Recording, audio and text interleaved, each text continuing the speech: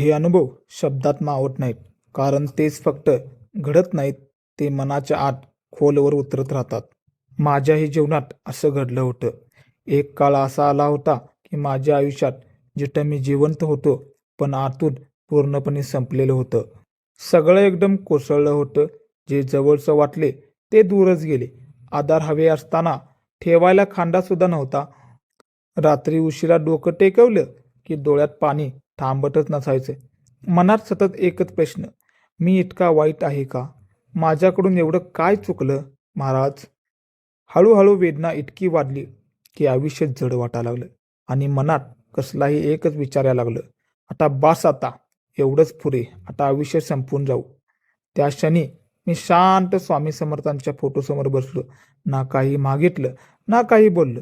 फक्त डोळ्यातील सगळं दुखणं हळू त्यांच्या चरणाशी ठेवलं आणि मग हळू आवाजात एवढंच म्हणालं, स्वामी, काही देऊ नका, काही बदलू नका.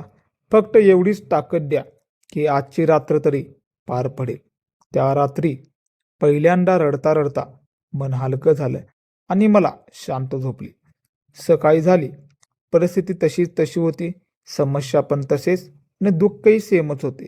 पण एक फरक पडला होता. मी तुटलो नव्हतं. त्या दिवसानंतर जीवन बदलायला सुरुवातच झाली नाही, पण मन उभारायला लागलं. दुःख कमी झालं नाही, पण ते सहन करण्याची ताकद मला मिळाली. आज इतकं समजते की स्वामी समर्थ दुःख दूर करत नाहीत, ते दुःख सहन करण्याची शक्ती देतात आणि पुन्हा उभं राहण्याचं धैर्य देतात.